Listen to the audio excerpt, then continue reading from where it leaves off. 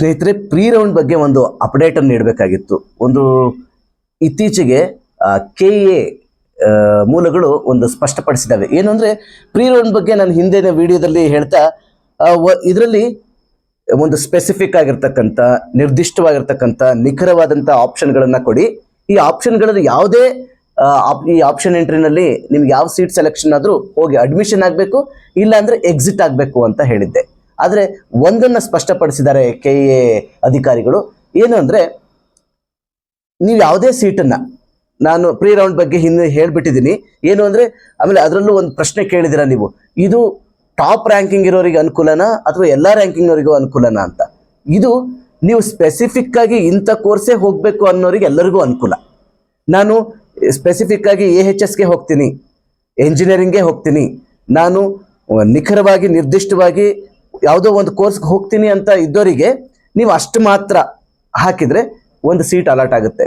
ಅಂದರೆ best options ನಾನು ಹೇಳಿದ್ನಲ್ಲ, ಇಲ್ಲಿ ಟ್ರಿಪಲ್ ಸೂತ್ರ ಬೇಡ, 25 25 25 30 30 ಸೂತ್ರ ಬೇಡ.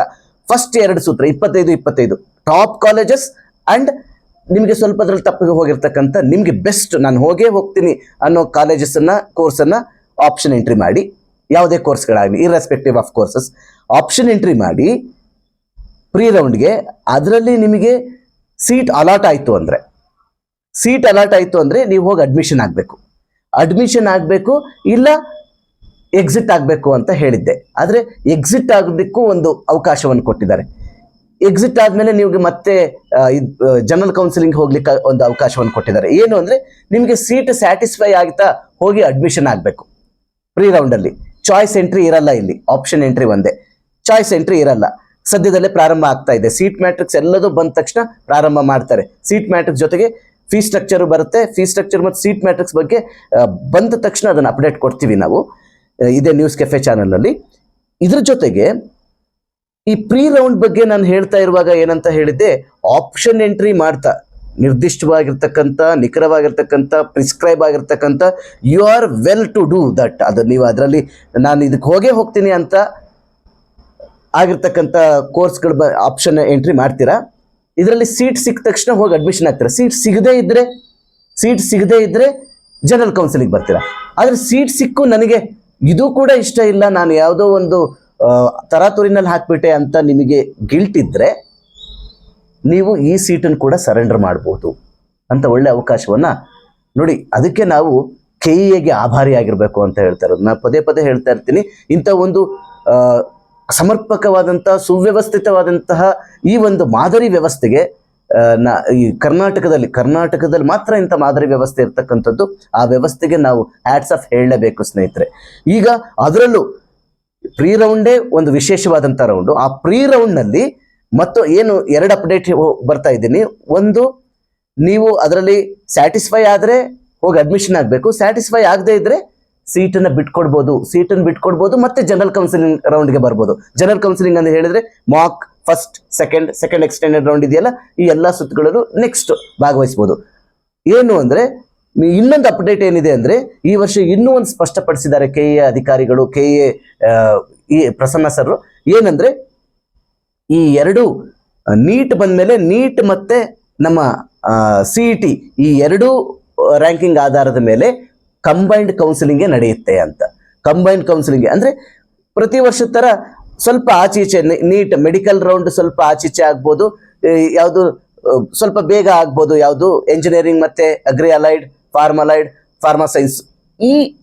ಆದರೆ ಕಂಬೈನ್ಡ್ ಕೌನ್ಸಿಲಿಂಗ್ 2 ಜೊತೆಗೆ ನಡೆಯುತ್ತೆ.